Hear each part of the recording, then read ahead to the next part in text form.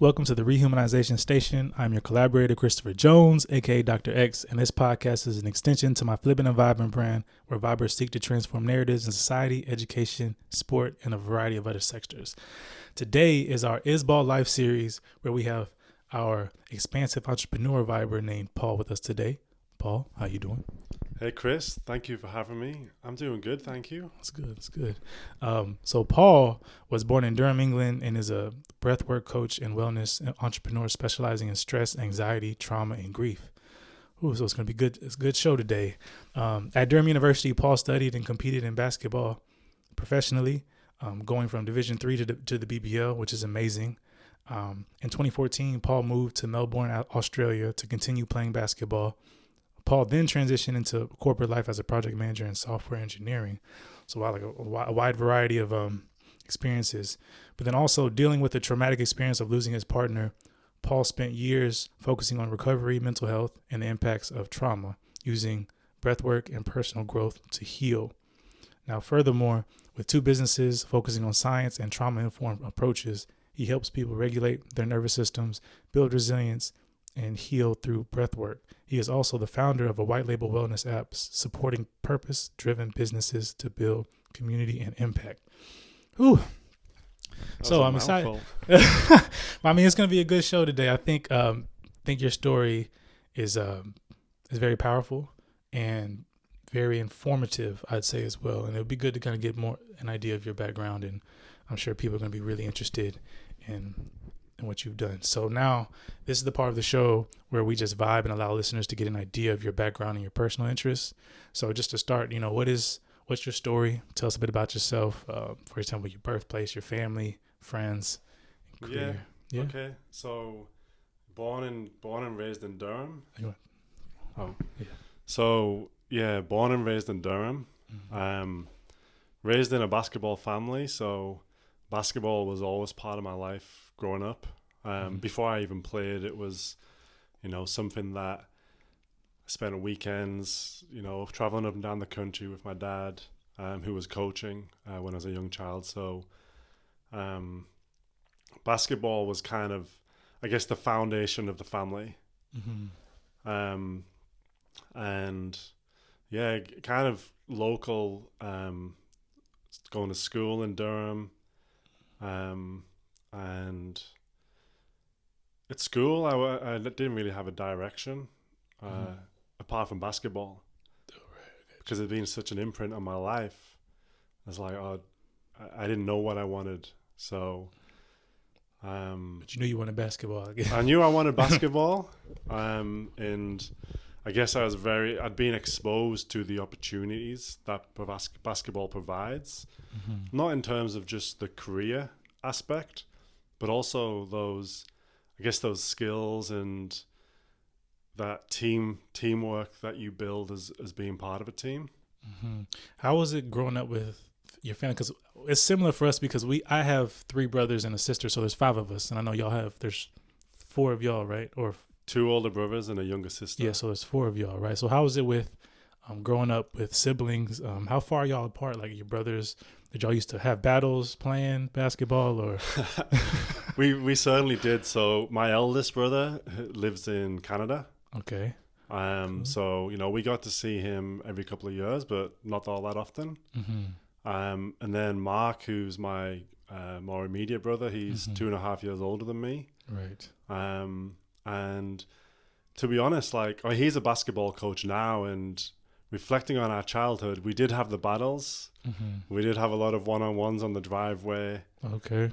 But reflecting on it, I noticed how much of a coach he was back then. Oh, okay. So wait, who would win the one-on-one? I mean, I would win in the one-on-ones. Okay. He's the older brother, but I was given an extra couple of inches in height. Right. Okay, a little bit more in the vertical department. If you don't know Paul could jump out the gym, or could jump out the gym. Maybe you still got it a bit. Who knows? I haven't tried in a couple between of the years. leg. When I say jump out the gym, I mean between the legs, right? Yeah. So I've seen that. But yeah, sorry. Go ahead.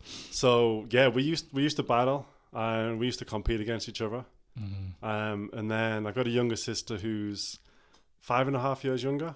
Mm-hmm. And she was involved in basketball too. Maybe in a different capacity, more kind of socially. When me and my brother kind of pursued the professional route. Mm-hmm. Got you. Okay, and your dad has been coaching y'all. Did your dad coach y'all when y'all were growing up, or was it somebody else? So that's a really good question. So when I was about, maybe I was like 11 or 12, my dad actually retired from, I guess, the basketball industry. Okay, I didn't know that. Yeah, Okay. he hung his boots up, coaching boots, hung his clipboard up. And he went into teaching for a while. Okay. And at this point, I was starting to get really interested in basketball. And I got a group of friends together. And one night I was just like, hey, Dad, can you come around and like coach me and my friends? Like show us some skills and that type of stuff. And this was on a Friday night, like when I was 12. And that was literally the start of basketball in Durham. That really? First session that he had with us grew into what would come much later. But he wasn't my coach when I played, National League at the different age groups. Right. So in England, you go like under 14, under 15, 16s, under 18s, under 20s.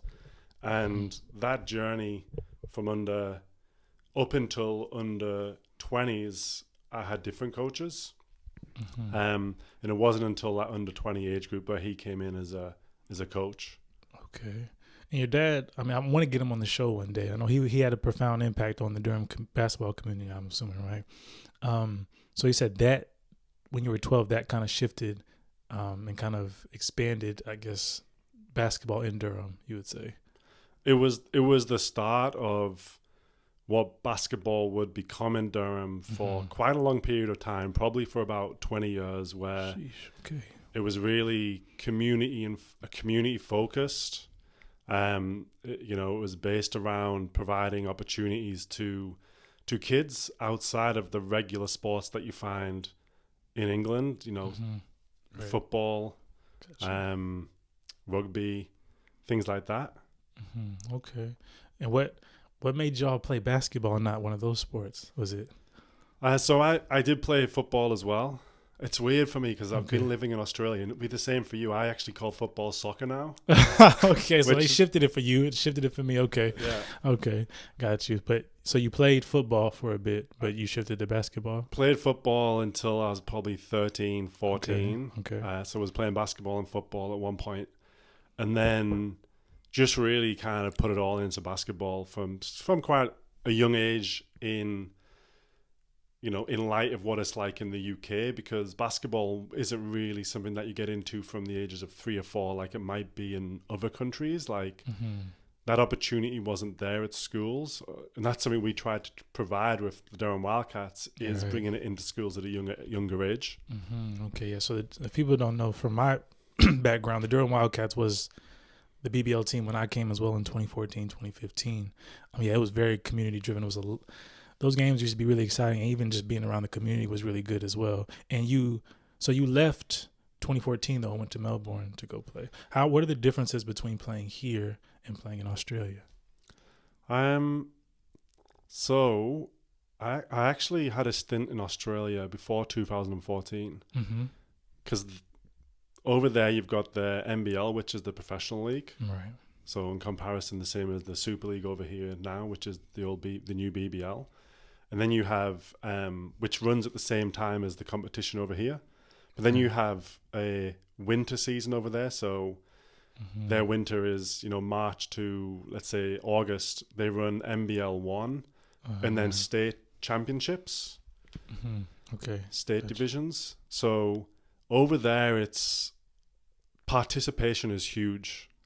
Like some of the facilities that I've been to in Melbourne, you could walk in there any night of the week and you'll have 12 to 16 basketball courts just full of kids, all different age groups, playing, domestic basketball.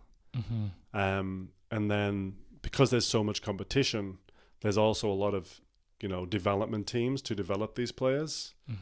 Right. Okay. So grassroots in Australia, I think they absolutely nail it on the head in terms of how they increase participation in a lot of sports, not just basketball, and then also provide that direct line when they can be nurtured if the kids choose to do so into, you know, competitive basketball. And there's so many different leagues over there that are competitive. Okay. Wow. Okay. Yeah, because I remember we talked before, because I was going to try to go out there, but that didn't work out. But that's okay, because I ended up doing my PhD, so that's okay. Yeah. But that's when I kind of like got to meet you a bit more and kind of have more conversations with you around trying to play in Australia. But but shifting to sport to your career now, right? What made you shift to like your mental health? I mean, expanding on around that, on trauma-informed approaches. It's been a journey. Like initially, when you start, for me anyway, personally, when your focus is solely on one particular thing, which in my instance was basketball, and you go on that basketball journey from, let's just say, from an age group to amateur to professional, all in the same town, all in a family, community, dynamic and environment, to a degree that can create a perspective, my own perspective, that maybe wasn't aligned with the reality once I came outside of that bubble. You know, we refer to Durham as the bubble for me. And once I came out of that bubble and went to Australia, it was quite heavy. It was a really, really hard adjustment.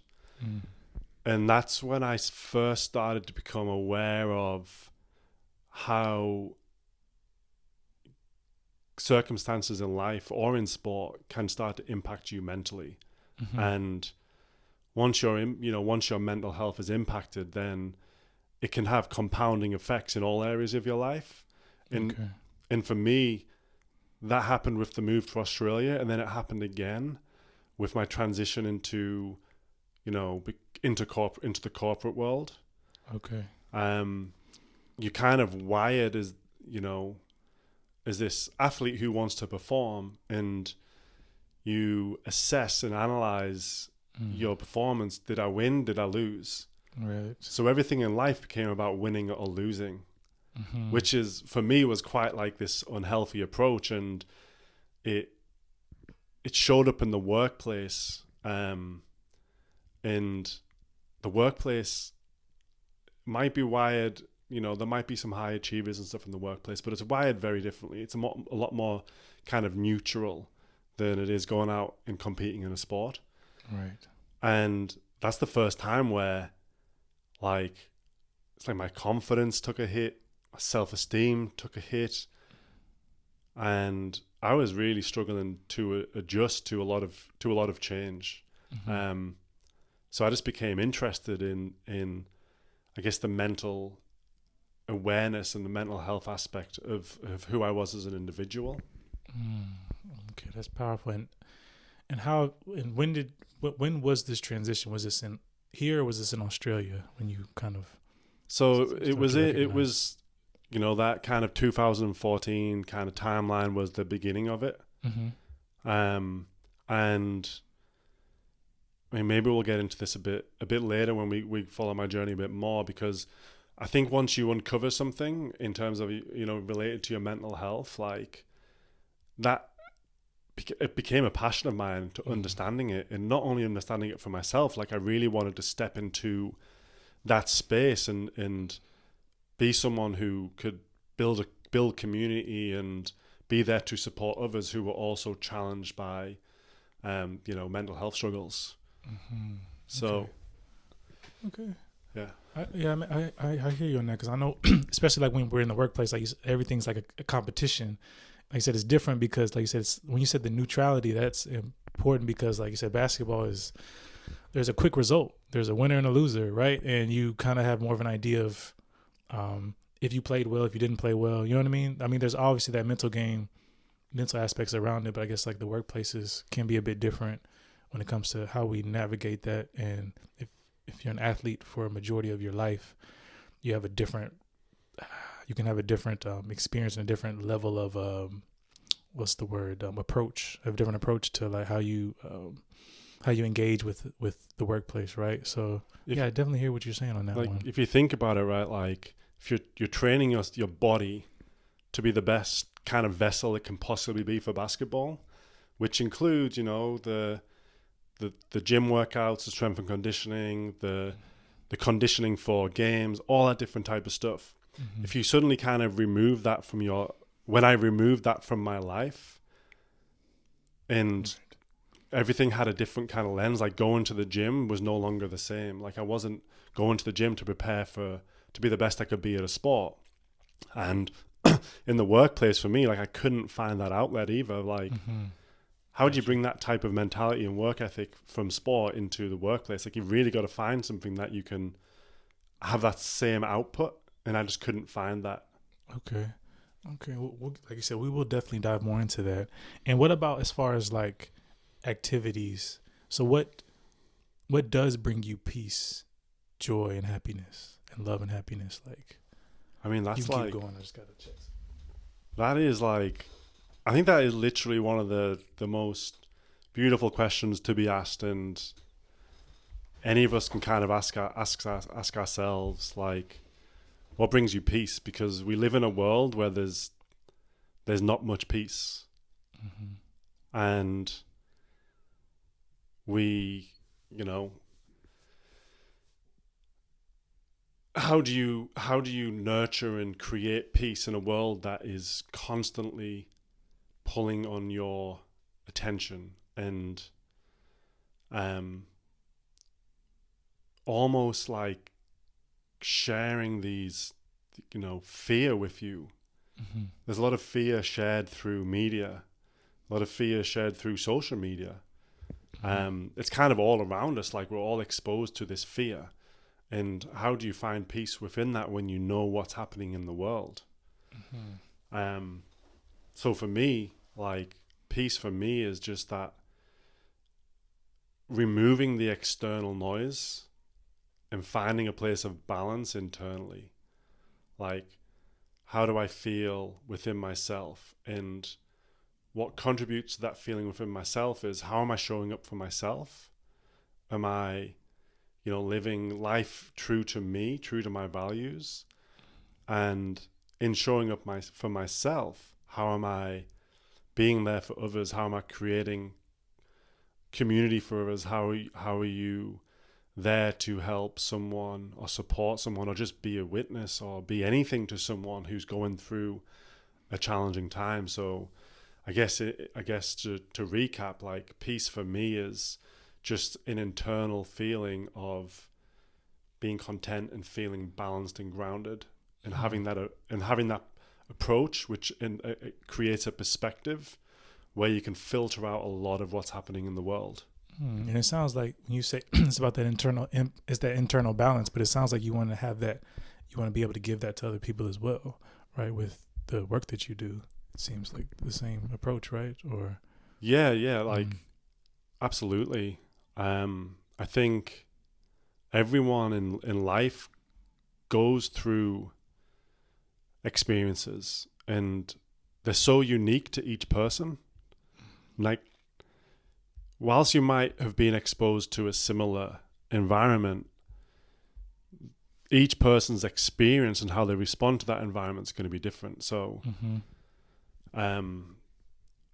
what is really, I guess, profound for me, and what kind of gets me going, is I went through quite a unique experience in 2019, and I lost and found my partner having died by suicide. And that really, first of all, it blew my life up.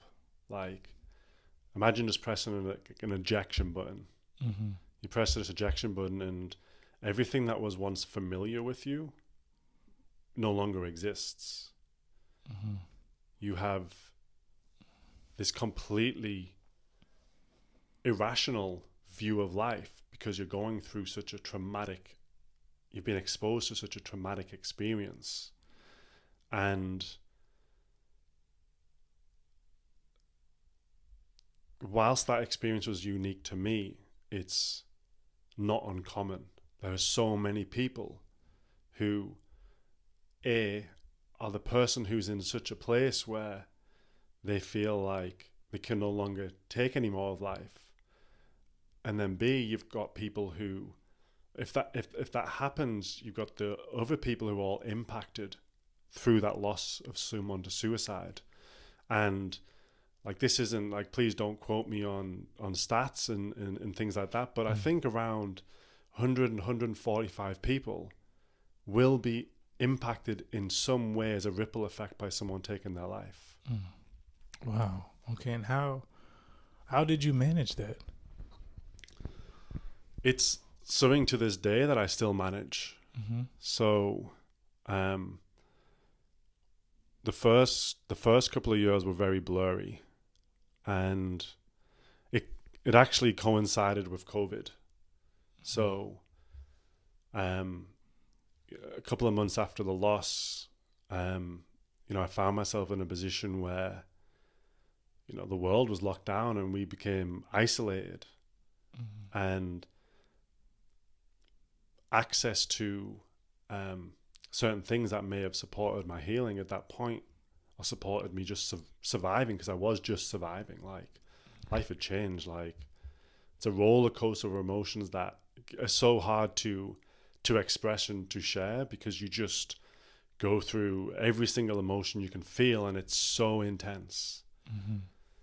And yeah, obviously the world shut down, and that was, I found, very, very difficult. And there is the traditional therapies that obviously are very supportive, things like psychology, psychotherapy, talk-based therapies, which 100% are pivotal to supporting you through that journey, but they just weren't enough for what I was experiencing, because what I was experiencing wasn't just in the mind. Like, literally my body had been exposed to something that, like, probably adjusted my body on a cellular level, like, to a degree. That might sound quite extreme, but if you get shocked by something so much, your brain will just shut down to protect you. And then all kinds of stuff can happen to your blood pH and different type of stuff in your body. Okay. So the traditional route was supportive, but it just wasn't enough at that point for what I needed. And that's where I turned to more holistic approaches, which at that point were very new. I'd never even heard, I've turned into a breathwork coach from this experience, right? Because of the profound impact it had on my life. But at that point, I didn't even know what breathwork was. I didn't know it existed. It's like my breathing can help alter my state and can help me heal. Nah, no way. Like, how's that possible? But I explored it. I explored breathwork. I explored energy healing. What's an example of like a breathwork exercise? If you can give us one. Yeah, I can give you one right now. We can just do one right now if you want. Let's go for it, man. Let's go for it. All right, here we go. Let's sit back on the chair a little bit. Okay. Just kind of like pull your head, just your crown, like straight up to the ceiling. My head's kind of big, but I'm saying, I'm joking. All right. And then all we're going to do is I want us to take an inhale through the nose, all right, followed by another inhale. So like this. And then exhale through the mouth. And again. And one more time.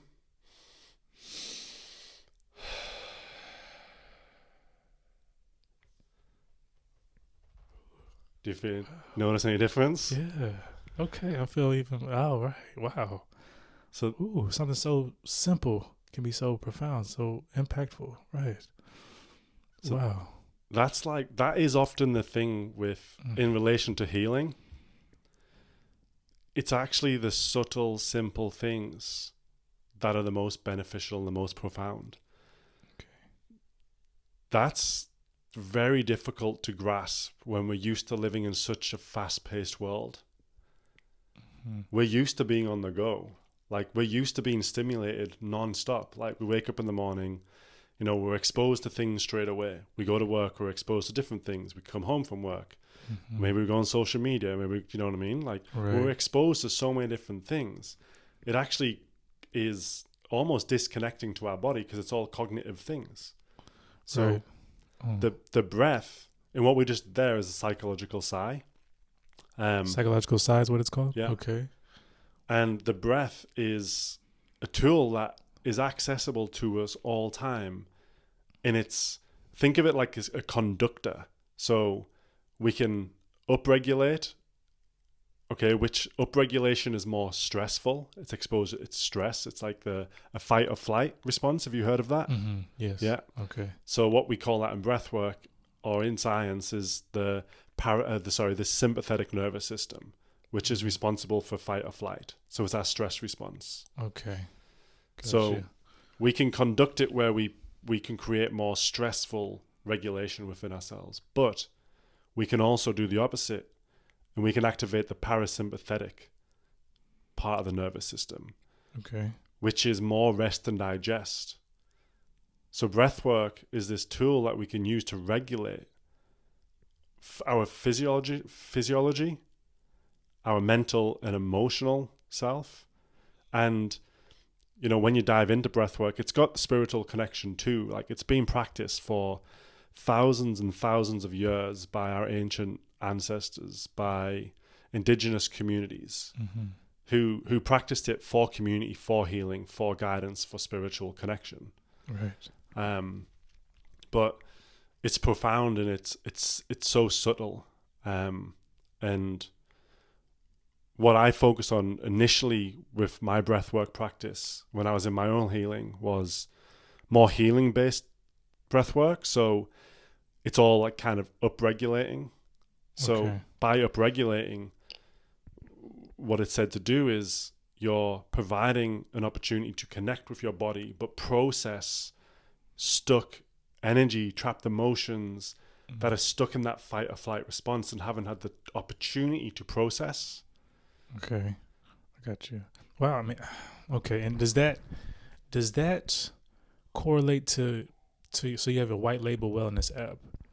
Yeah. Right. So is that you going through breathwork exercises? What is that, the wellness app, about? So the wellness app I'm actually building a platform that will, I guess, enable or empower other purpose-driven coaches, businesses, practitioners to engage their communities to grow their personal brand. And the aim is, like, social media is so busy and it's so diluted that if you know, for me, like, my experience, like, I was in pure overwhelm, right? Going through that journey of healing, that when I looked at social media, it was just overwhelming. I had no idea what to trust, what to believe, what was right or wrong.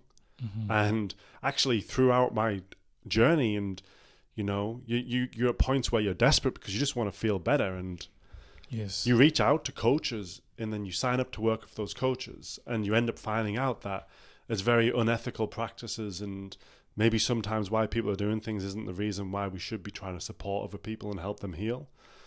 So I was exposed to that, and that just, I guess, made me not only just want to be a coach who can be as integral and ethical as possible based on what I view that as, and be there for others, but also provide a platform that will empower other coaches who are doing this for the right reasons to engage and communicate with their audience away from social media.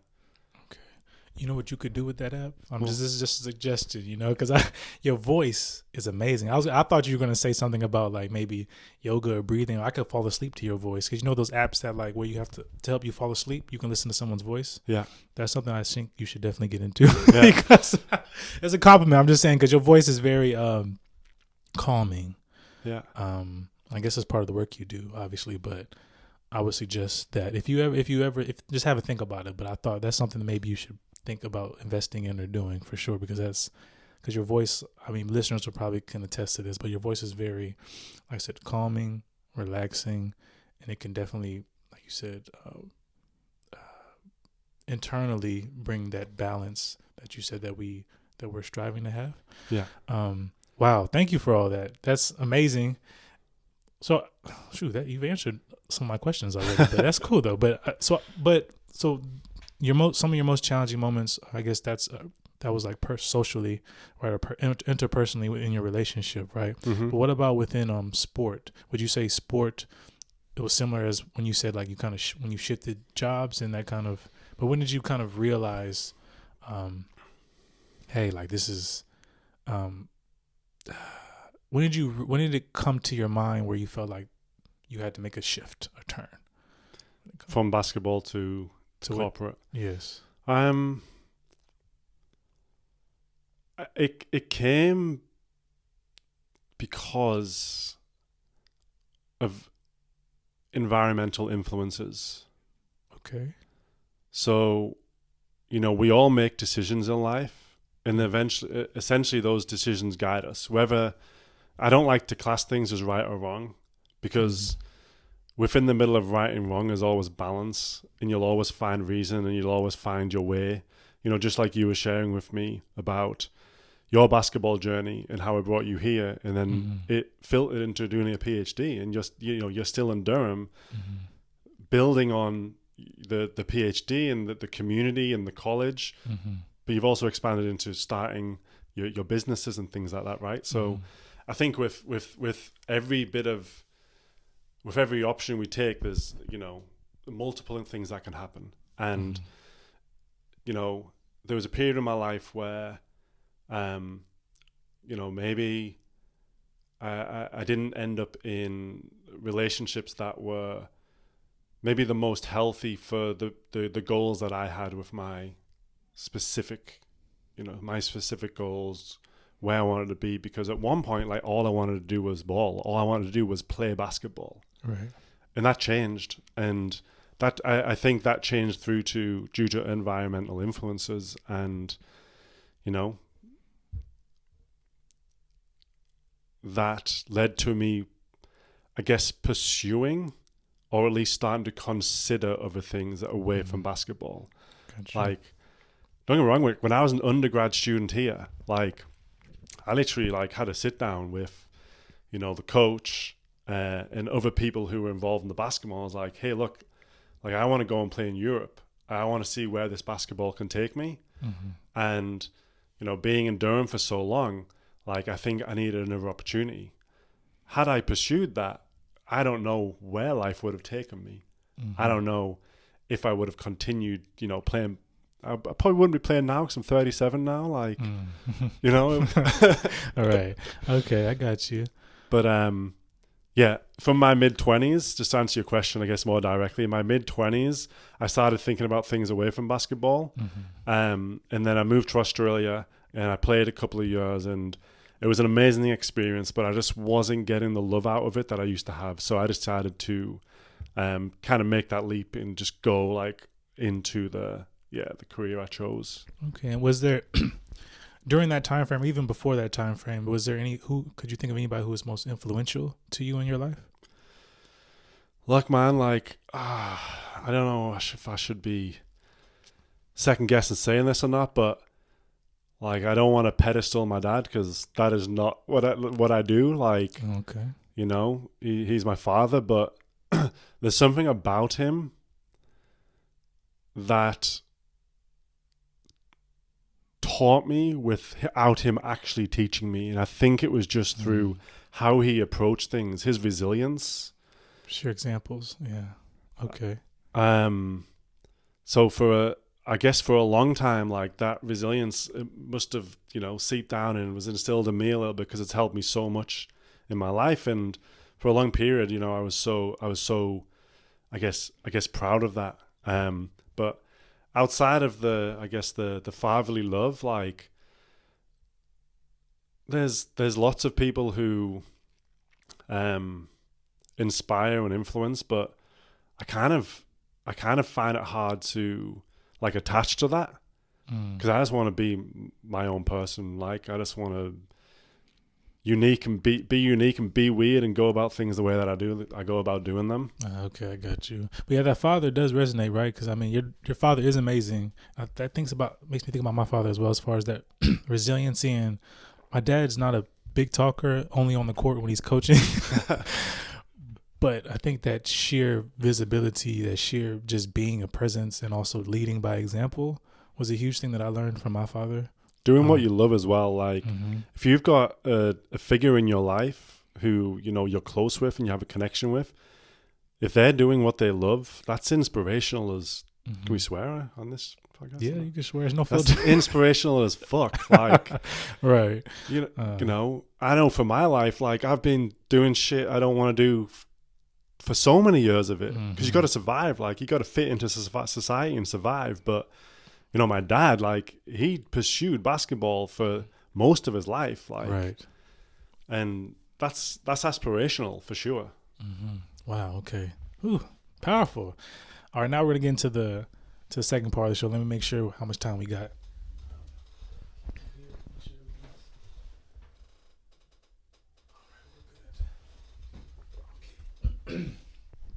So now we'll get into your work and how you flip the script to traditional narratives within it. I mean, we kind of talked about it already, but I've had a chance to hoop with you in open runs and practices. Like I said before, this dude can jump out the gym, right? But now you're a bit older. To see what you're actually doing. I've seen you on weekends. Now we're both a bit older, where you kind of just do a bit more flexibility, more resistance exercises, which is good. You seem fit, healthy.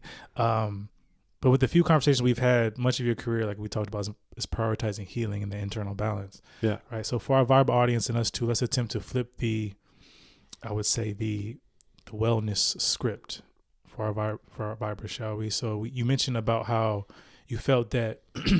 Let me think that there were certain things in place when you went through the traumatic experience that you went through that weren't necessarily as beneficial to your experiences. Can you kind of explain a bit about what those normative narratives are, that normative approach is, that's not as holistic as is what you've kind of needed at the time? Does that make sense? Yeah. Okay. Like, I guess just to be clear, like when I'm sharing my opinion, like it's not criticizing what is out there, because every single thing has its place. And what I found is everything has a place at the time of your journey. So as you progress through your journey, it changes. So, initially, like the traditional approaches were all that I was aware of: talk therapy, going to the GP, being prescribed with antidepressants, and I went through that process for a while, and I just want to stop there, and I just want to just pinpoint one thing,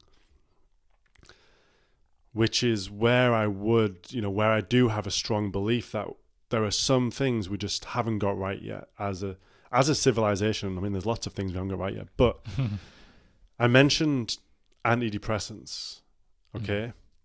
And after, a certain amount of time of taking them, I stopped and I said to myself, this isn't depression. This is just an experience that you've been through that is, horrific. So the structures that were in place to support me were the same as what I would potentially have got had I just been feeling a bit low. Do you know what I mean? Or a bit stressed, or I, was overwhelmed with work or something like that. Right. So right there, like, we have literally got an epidemic of mental health struggles globally. And the options that people have and the awareness that people are exposed to is very, very limited. Mm-hmm.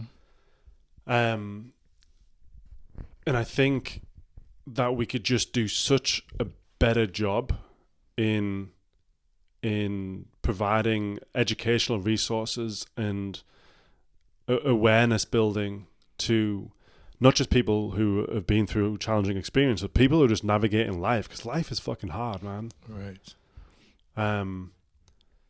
So that's why I stepped into doing the work I want to do. Like, I know it's worked for me and it might not work for others. For others, therapy and prescription drugs might be enough.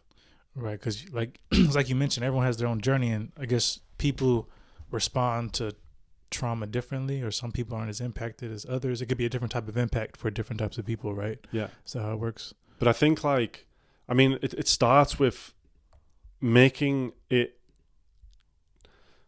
I use the word mental health, but a lot of the time, it's not just mental health; it's emotional health as well. They're two different things. Mm-hmm. What would you say the differences are between emotional and mental? For me, mental is way more like it's in my mind, all right? Mm-hmm. But and I have a perception, I have stories that I'm telling myself about life. That's mental, all right? But we also feel. We're human beings who can feel, right? And that's our senses, you know? Mm-hmm. It's all the different senses we have. And emotionally, on a nervous system level, we can. How it works for me is like I don't look at things as a top-down approach where I mean mind, body. I look at things as bottom up, body, mind. So body always comes first. So the physiology of the body, mm-hmm. the somatics of the body. Then I think about the cognition, because all systems work together, right? Mm-hmm. But the basis is the homeostasis within the body, the physiology of the body being in balance. Mm-hmm. If that's in balance, then the signals it's sending to us somatically are more likely to be in balance. But what happens generally in life is we go through experiences that disrupt that somatic balance. Okay. Then from the felt sense of that, whatever that experience was that disrupted us, we then create a story. We attach a story to that feeling. And then the story is how we perceive the world. When actually, you know, my story of what I went through, I was so fearful of everything. Reality was fear for me. But actually reality was exactly the same. I just changed. Mm-hmm. But I had a different lens and a different story. So to work through that, I had to come back into the body and somatically start processing and piecing things together. And slowly change the way my mind perceived things. Right. It kind of resonates to me. So I was pulling up this. It's called the power threat meaning framework. I kind of write about this, and it resonates to what you were saying because it kind of helps. It helps develop narratives for your personal story. So, for instance, it's like it goes against medicalizing distress, like you mentioned about how antidepressants is not what you needed, mm-hmm. right? And it's more about it's less about the biological, but it's more about both the interpersonal. And does that make sense what I'm saying? So it's kind of like you said, it's that holistic framing around distress. And like you said, we all have different approaches to it. We all respond differently to it, but it's about how we respond. That's how we can kind of try to develop different ways of healing, right? Is that kind of what you're kind of? Yeah. Okay, got you. I just wanted to try to do it as simplistic for other people, even though you explained it very well. I get that all the time. Like no joke. Like I'll be working with clients or just having conversations with friends, and I thought I was keeping it quite like high level. No, you were. I'll be quiet as you were, but I just try to like really think about, okay, if it's not me, how can I explain it for other people who, even there's people who don't speak English as their first language as well, that listen to me. So I try to get a bit more different. I just try to say it in a different way. It could be the exact same thing, but different words. Sure. So it's just for the audience and the vibers who are listening, just to kind of get more of a holistic understanding of it, right? Just to get, okay. But thank you. But you explained it perfectly to me. And I think we've kind of mentioned other things as well. So with those traditional narratives, and like you said, you try to look for a more holistic approach. Is pretty much what you're saying is how you flipped the script, that traditional script where medicalizing distress is shouldn't be the only way. That's mainly the more traditional way of doing things, right? Or kind of seeing things from less of an holistic perspective. You're looking at it from more of a holistic perspective, whereas the traditional part is a bit more. It's not as it's more narrow, or it's more so one-sided, rather than, like you just said, three. You said the body, and then so you got like the physiology, the somatics, and the cognitive. Yeah. Right. Okay. Got you. Okay. Cool. Thank you. So how is your work specifically what you do? How is that flipping the script, the traditional script, you'd say? It's it is actually, like, just to precursor that, it's taken me a while to transition from my own healing journey into a journey where you can support others. But the way in which I, by my definition, I hope to flip the switch is I just want to make it comfortable for people to be able to express how they're feeling, right? To be vulnerable, to share with another human, like, I'm not doing great, I'm not doing good, and you know what? That's perfectly okay. Like, to feel like safe in yourself, to be able to express to people around you that you're not doing okay, is literally half the battle of healing, because connection is healing, community is healing. So do you feel like with the work you've done, has there been discrepancies based off of identity, as far as it could be like, is there discrepancies between men and women? If I understand the question correctly, what I've found is generally when I've worked with women, or when I've even been through programs with women,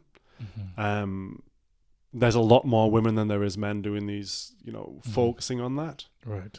I think for men, there's so many other things that contribute to that safety of them being able to express and share with their mates. And there's so much good work going on out there at the moment on both the male and female side, but particularly the male side, and trying to get men comfortable to open up and share.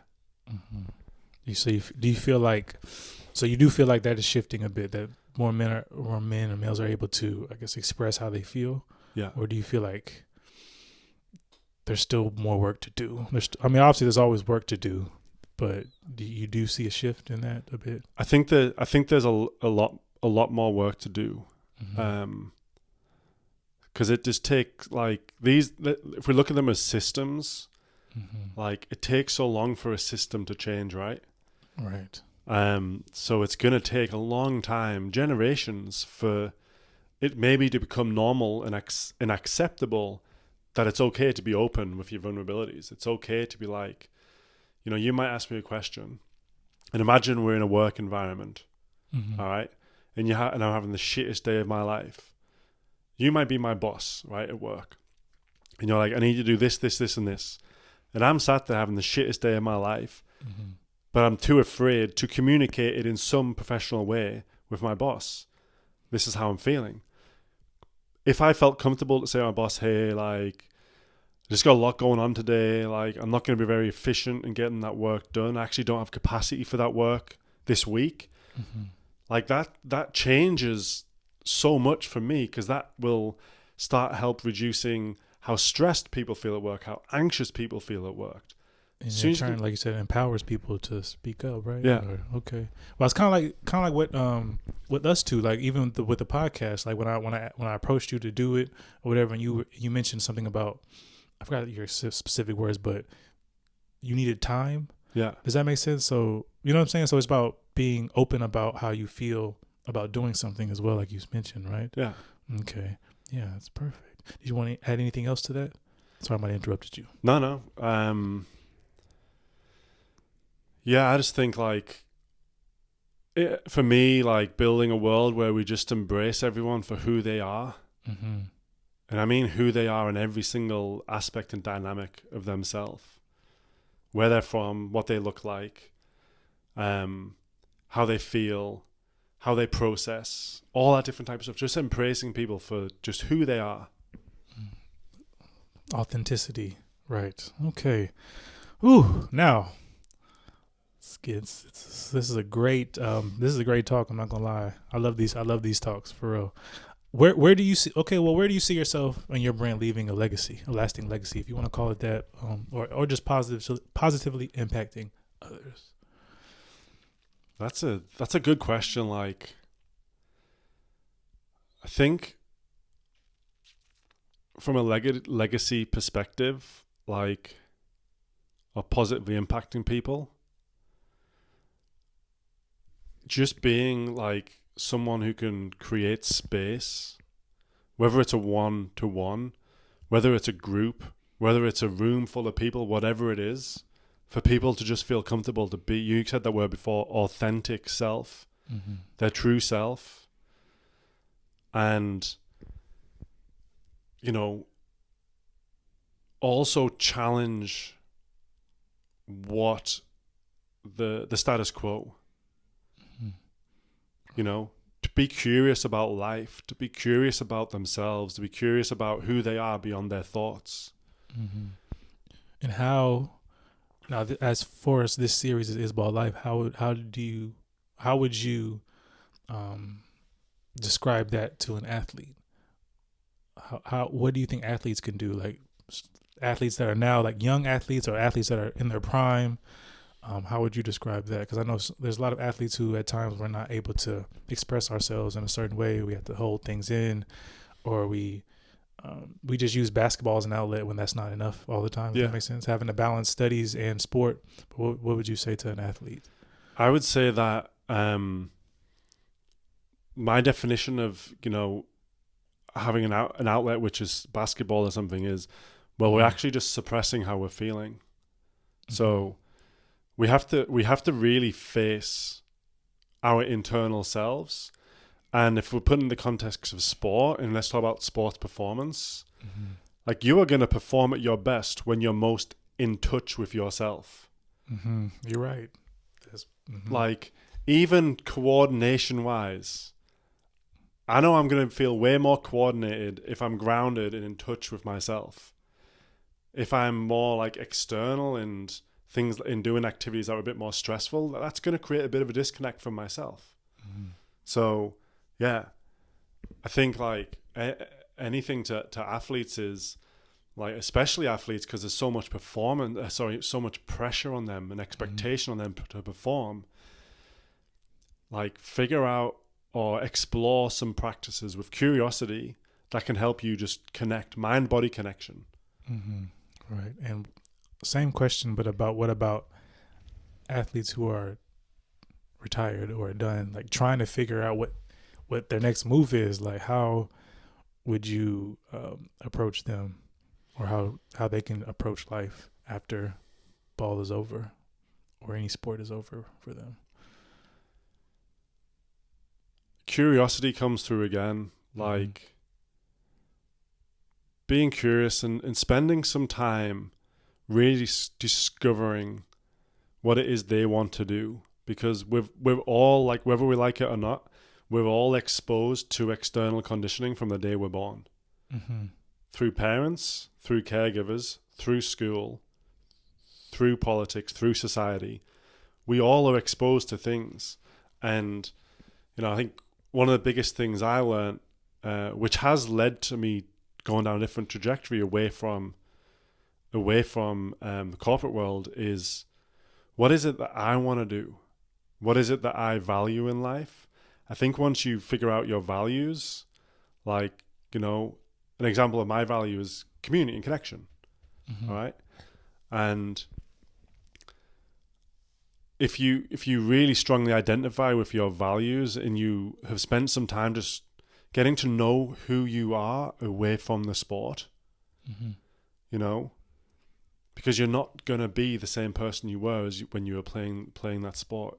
You almost, a part of your identity is disappearing, and you're creating a new identity, and creating that with curiosity and just a willingness to understand yourself, like, on a deeper level, like, really can open up opportunities and options that you may not have thought about. And I guess for me, like, I've used powerful breathwork sessions to do that, to create space to do that. Mm-hmm. Okay. Wow. Okay. So yeah. So sometimes it's about taking a step back, like you said, right? And just taking a breath and trying to understand, what are my opportunities? What are my options? What do I enjoy doing? And how can I be in a space that I enjoy and love doing what I do in a way where I'm empowered and able to be my authentic self? I think that's, like you said, but that is what is challenging society now, isn't it? Because the external is so, can be so daunting on identities, right? Yeah. Thank you for that. Now, it's great. So now we're at the concluding part of the show. You all right? How you feeling? Yeah, I'm good. Good. I mean, thank you. You've hit home a lot of stuff. I know it's going to be a great episode for people to listen to. So we're now at the concluding part of the show where Paul will offer insight on, is ball life? Right? But first question would be, if you could reflect on your journey thus far, what do you know now that you wish you knew before? Ooh. When you say before, how long ago are we talking? Anything that comes to mind, anything profound that comes to mind. It could be when you were in your late teens. Okay. It could be like, but you say everyone has different experiences, so it could have happened later down the line. Yeah. I think knowing that everything is going to be okay, that life is going to throw challenges your way. In some way, shape, or form, we're going to be exposed to challenges. And we're going to have to weather storms. And they'll look different for everyone. But just knowing that it's going to be okay. And also that we're not always going to get something right. We're going to make I don't like to say mistakes, but we're going to make mistakes, or we're going to fail at something by general societal definition. But if you don't fail, and if you don't become comfortable with failing, then you're never going to be able to take the steps and follow that path that you want to follow.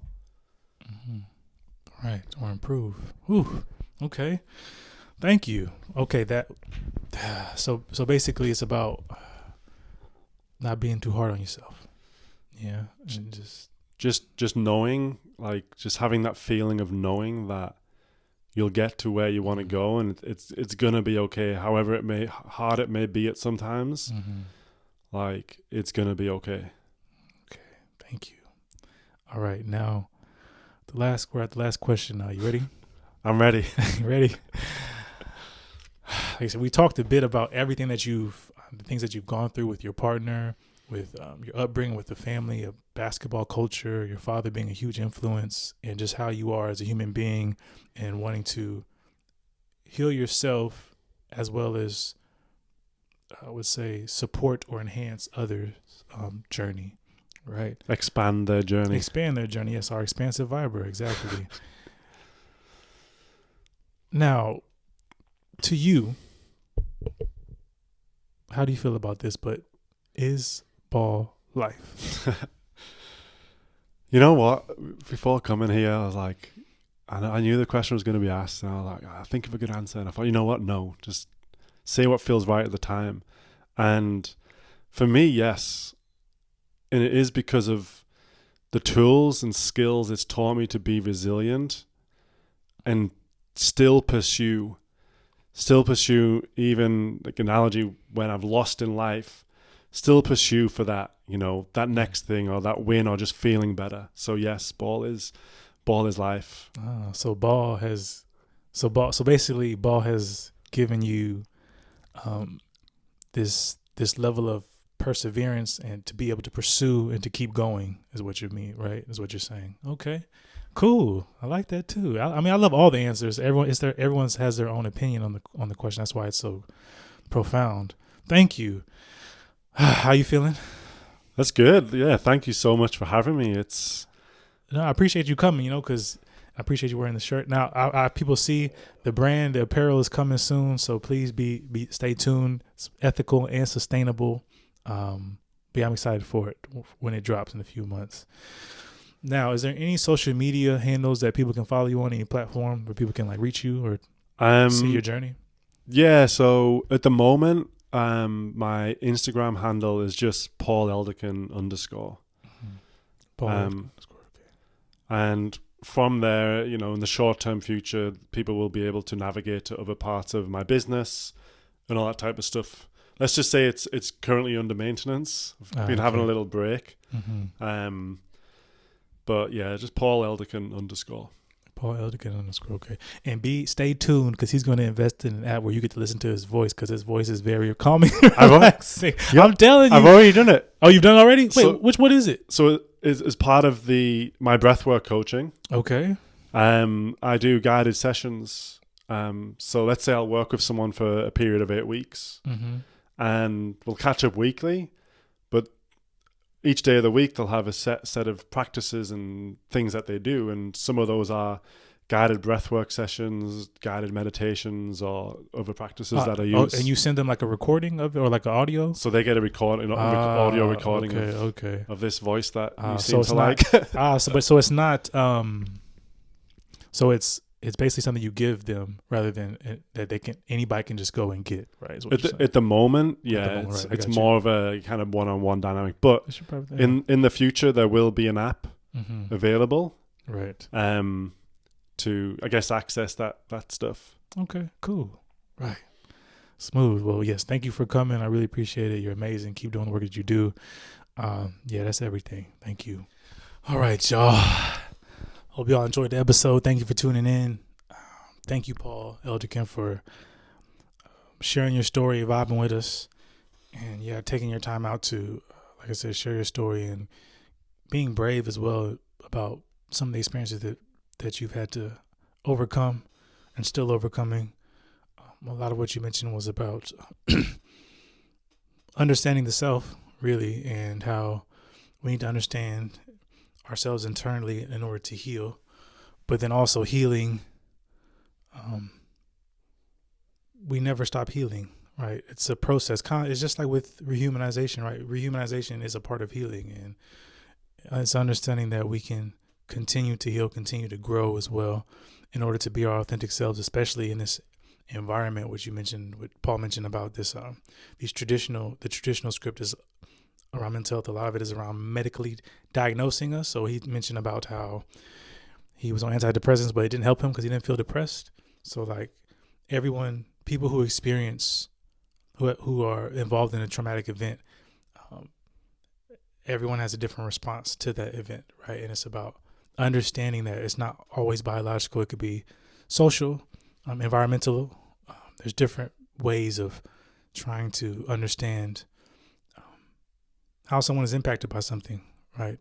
And Paul's story definitely gives us insight on rehumanization, healing, and how we must love ourselves in order to try to support and heal others as well, right? This is profound. When I talked about this a couple of weeks ago on a post I put, who heals the healers? And maybe it's just the healers, and maybe it's just all of us, right? Who need to heal each other, help support, heal each other, right? So, and we did about breath work as well. That was cool. I think it's important to just take deep breaths, really think about clearing our minds and just trying our best to just be calm and relaxed. And I loved how he mentioned about indigenous cultures and how that was something that was already within those types of cultures, especially in ancient African cultures, as far as resting, self-care. That was very important. And right now we're in this culture of domination, this fast-paced society where we feel like we can't just rest and just take our time when it comes to just living life, right? How do we enjoy life? We need to just enjoy moments. And I thought that was a very profound episode. I really am grateful for Paul being brave and sharing his story with us. But thank you for tuning in. Keep tuning in. We got more episodes coming. We may move into a different series or back to the collaborative practice series, or may do it interchangeably. We'll see. But thank you for being a viber. And until next time, one love.